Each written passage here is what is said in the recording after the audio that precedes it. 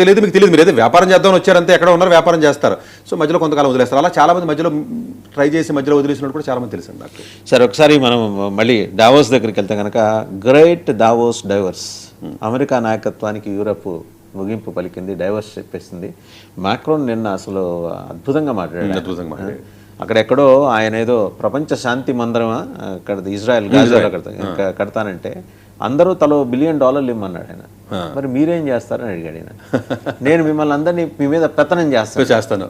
పోనీ అక్కడ $1 billion invest చేసిన వాడికి పొద్దున సౌకర్యము ఫెసిలిటీ ఏదైనా ఆ పోర్ట్లో 2 షిప్పులు పెట్టుకోవటానికో లేకపోతే ఇంకో ఫెసిలిటీనో మీరేమన్నా వ్యాపారపరంగా ఇస్తారా అంటే ఇవ్వడు.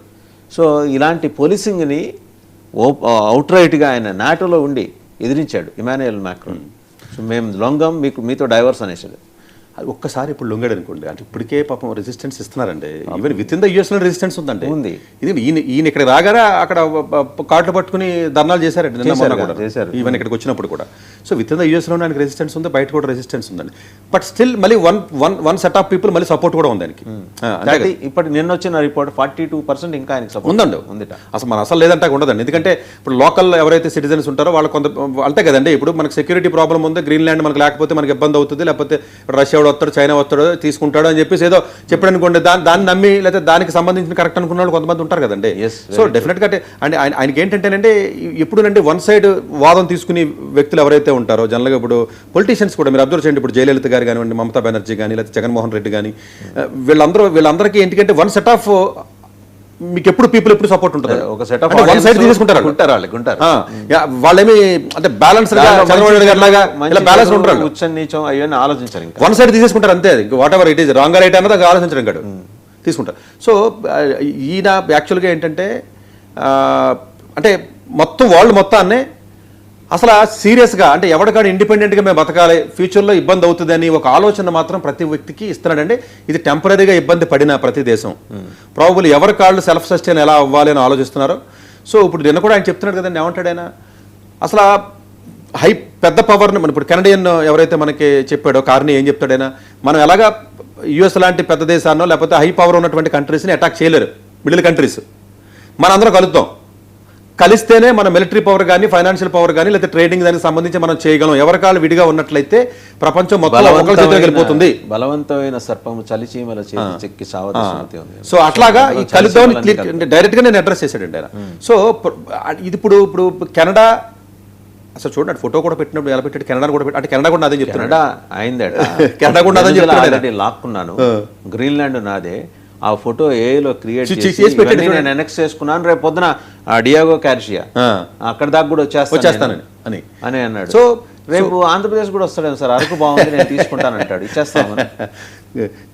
ఇది డెఫినెట్గా అంటే కెనడా ఎప్పుడైతే మీకు ఇది వచ్చిందో, కెనడా మనకు ఆల్మోస్ట్ ఇండియాకి చాలా ఇప్పుడు బెటర్గానే ఉండండి. ఫ్యూచర్లో మీకు ఫ్రీ మీకు ట్రేడింగ్ కానీ లేకపోతే ఇప్పుడు యూరోప్ కానివ్వండి లేకపోతే చాలా కంట్రీస్ అండి, ఇప్పుడు యూఏఈ కానివ్వండి, ఇవన్నీ కూడా ముందుకు వస్తున్నాయండి. ఇది ఒక ఆపర్చునిటీ కింద ఇండియా తీసుకోవాలండి.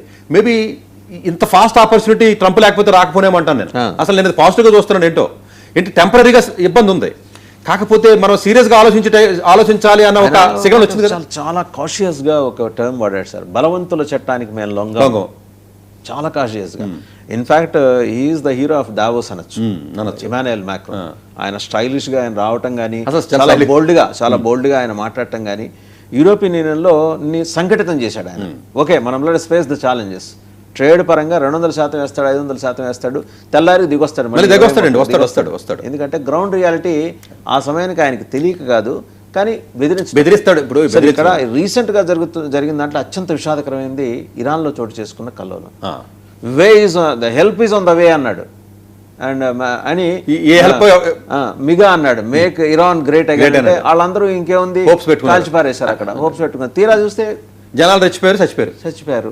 అంటే రెచ్చగొట్టాడు జనాలే, చనిపోయారు. రెజ్యూమ్ చేంజ్ చేద్దాం అనుకున్నాడు. ఆయన చేంజ్ చేద్దాం అనుకున్నప్పుడు ఆ జూనియర్ షా ఏమో he is almost away from the country for the last 50 years. అతను చేయలేడు, ఆయనకి అసలు ఆ డెమోగ్రఫీ తీసుకెళ్ళిపోయాడు. సో వాళ్ళకి రెజ్యూమ్ చేంజ్ చేయడానికి మనిషి లేడు, లేకుండా రెచ్చగొట్టాడు. ఏ మాట కామాట sir, religious and fundamentalistic rulers అక్కడ ఉన్నప్పటికీ అయతుల్లా ఖామేని ఏనాడు భారతదేశానికి వ్యతిరేకంగా వాళ్ళు చాబహార్ పోర్ట్లో మనకి 2 బెర్త్లు ఇచ్చి చేసుకోమన్నారు. అది లేదు మనకి ఇరాన్తో ఆయనకు ముందు లేదు, షా ఉన్నప్పుడు లేదు, ఎంతోనూ లేదు. హీ డిడ్ నాట్ టచ్ అసలు. ఎప్పుడు లేదండి, గౌరవం- గత 50 ఏళ్ళ నుంచి ఎప్పుడు భారతదేశానికి ఇస్తూనే వచ్చాడు ఆయన ఐతుల్లాహ్ని. సో అంటే మనం ఆ ఆస్పెక్ట్లో కూడా న్యూట్రల్గానే ఉన్నామండి. ఇప్పుడు ఉక్రెయిన్ ఆస్పెక్ట్లో కూడా మనం బ్యాలెన్స్డ్గానే ఉన్నాం, డెఫినెట్గా ఇరాన్ పర్స్పెక్టివ్లో కూడా అలాగే ఉన్నాం.